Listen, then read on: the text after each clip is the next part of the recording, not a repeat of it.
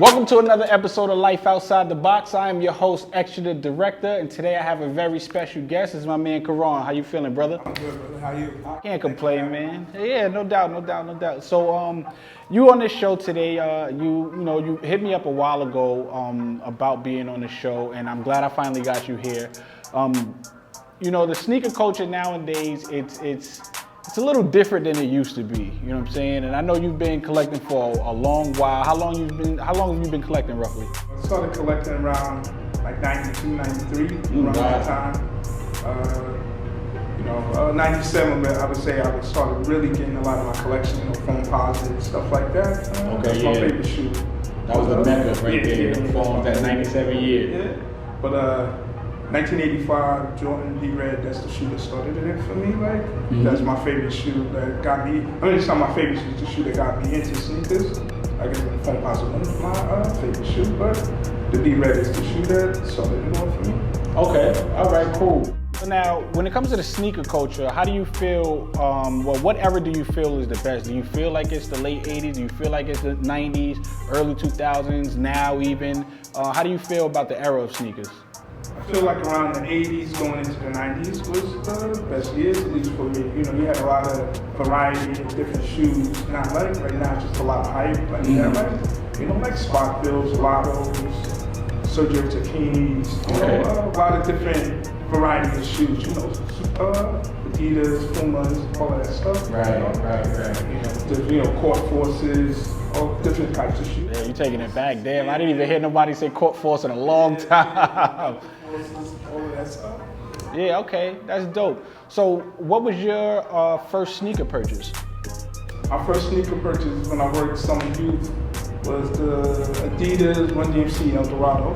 That was the first shoe that I bought with my own money. Okay. Yeah. All right, cool. And since then, how many sneakers do you think you've purchased over the time? Last time I counted, I was like, oh wow, into the thousands. Oh, that's in your collection now, or did you talking about over the time? Thousands. Over the time, right now I kind of stopped counting, like for a certain time, but. So do you think it would be more? Less? Okay. So, you get rid of stuff. Right, and I was just about to ask that question because I know the type of person I am. I truly value the art of sneakers, the design in them, the comfortability of them, the look of them, things like that. So I know how to appreciate the sneaker to the point where if I feel like there's something in my collection that I haven't worn in a long time, I will literally give the sneaker away. I won't sell it because somebody else can appreciate it, whether they're less fortunate or not. If I'm not gonna wear it, I'll just give it away. I give sneakers away every year to clean out, my collection. Right now, I'm probably sitting at a good 75 pair of sneakers.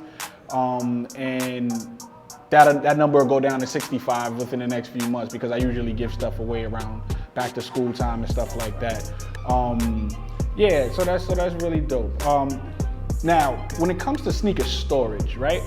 How do you like to store your sneakers? Do you keep them in the box? Do you do the new age thing, the clear shoe boxes with the little drawer that you can open up? Or is it a variety depending on what the sneaker is? You'll keep it in a box or you'll put it in a case or whatever the case may be. So most of them are in the container store drop boxes. Okay. But I do keep a lot of the boxes like to the side. Some of them, just for show, like they don't have any shoes in them. But like today, I took these out and put them in a box, but they're usually in the drop box and everything. So I keep some of the boxes, especially if it's a special box or something like that. But I keep a few of them, but not all of them. Yeah. Most everything is in the container store drop box. Right. That's how I am as well. What I do is all my shoes, most of my shoes right now are in the container store drop boxes, but I do purchase Cool Kai's sneakers. I feel like he put so much effort into his sneaker box, I can't throw those boxes away. Like he put so much design and effort in the thickness of the box, it's a work of art, just the box alone. Never mind the sneaker, the box alone. So I tend to keep those in their original box, but everything else I put in the drop box. Because I like to be able to see what I'm gonna wear, when I'm gonna wear it, how I'm gonna wear it, you know what I mean? That's dope. So now, what we have here today, I love when Nike does the different color boxes and stuff like that. They get away from the original orange Nike color boxes or brown boxes. So what do you have here today? I have today is the Nike SB Dunk High Mort Mindy from 2006. Okay, good. And now, what made you, before we get into the shoe, what made you actually bring this shoe today? Well, I actually had 3 shoes that I was going to pick from. It was the 1997 Composite Pro Volts, and these, and like those new Travis Fragments. I was gonna go between those 3, and I just went with this one. It just felt great. All right, cool. Let's get into the shoe.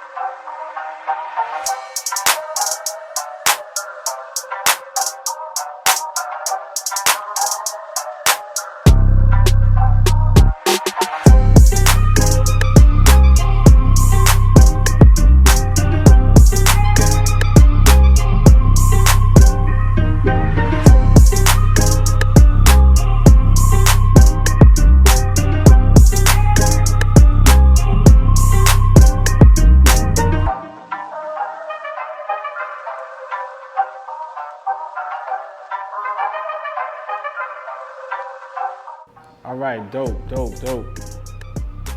Now tell me a little bit about these sneakers. Like you said, they are the 2006 versions. And what made you want to actually purchase these? So I'm a big fan of the TV show from the 80s with Robbie Williams, and he wore the space suit that was the color of this suit. Right? He had a red suit with the silver going down the bottom. I remember that. Wow. This pays a homage to him, and even the bottoms has like the space. You can see it has like kind of like space in the bottom. So I was a fan of the show, and then I had this shoe when I lived in Georgia for 3 years, and ended up selling the shoe. I needed to get it back in the collection, so I recently got it like maybe a year ago. I was able to purchase another pair of them. Did you have to pay the ridiculous resale price, or were you able to? Somebody just wanted to let him go at a decent price, so we just like met at a decent price, and that was it. Dope. Now I like that you said that you know somebody wanted to let him go at a decent price. And my question to you about that is, when you can't get a sneaker retail and you definitely don't want to pay the resale price, what's some of the things that you like to look for when it comes to buying sneakers? Like, how did you find this person that wanted to let them go for a decent price? So I went on Gold and I was looking at new ones, and they like, since dunks, they jumped up really high, so extremely high. I found these for like $350, and he only wore them a few times, and they used. But I was like, I'd still take them, Right, yeah. Because most dunks now, they retail at $110, and before you know it, they 5, 6, 7, even 1,000. You know, the Ben & Jerry dunks, those are like $1,500 right now, and it's ridiculous, and it's an amazing sneaker, but come on with these prices. Right. So let me ask you, what are the sneakers? I know you have a lot of sneakers, so this is going to be a very hard question for you to answer. Which sneakers that are not in your collection that you absolutely want and must have? Okay, that's an easy one.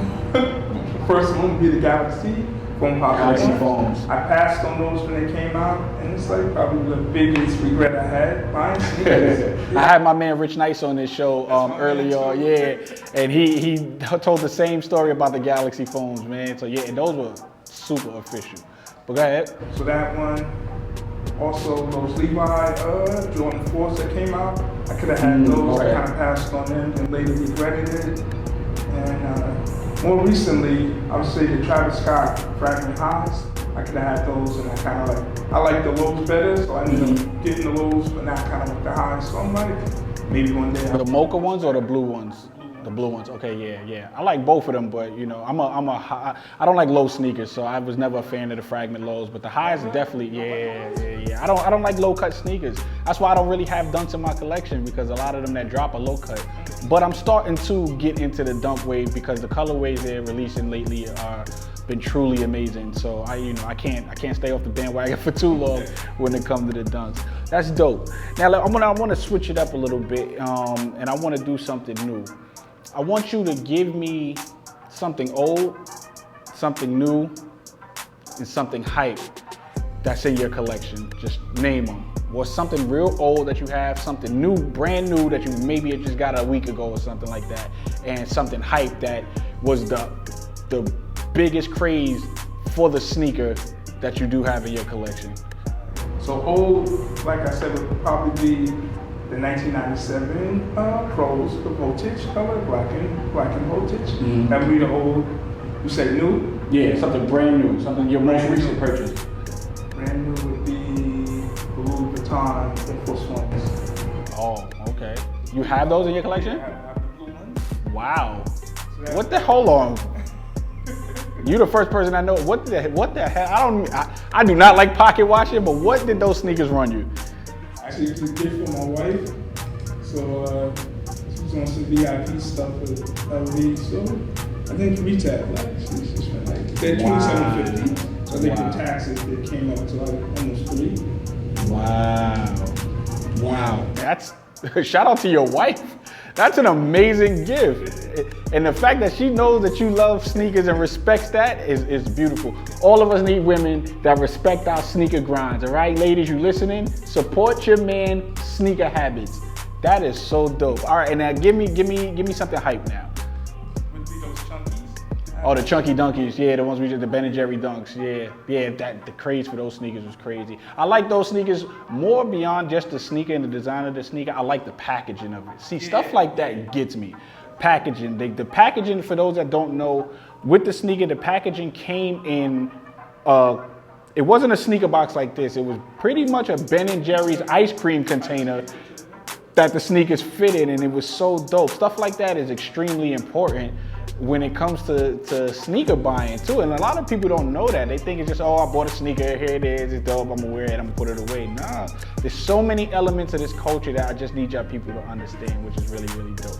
Now, one quick thing I noticed. So now, a lot of the times in this culture, people have all different types of ways to lace the shoe or tie the shoe, and I see you actually tie yours. Yeah. What's the reason for that?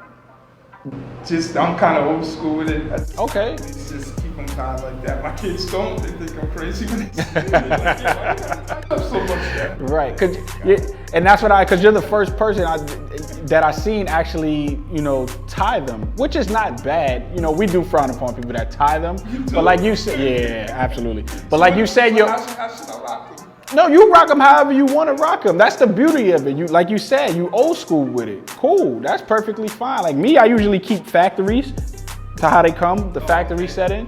Some people I know, they loosen up all the shoes and have them hanging out, have the shit hanging, and I can't do that because I end up stepping on them and ripping the laces and stuff like that. And I'm not one to change laces unless I really need to, you know what I'm saying? So, it is what it is, man. Like you said, you old school with it, and that's your style, that's your uniqueness. That's what it brings. That's what you bring to the table with those sneakers, and that's very, very dope. I want to thank you for coming on the show. Thank you for supporting.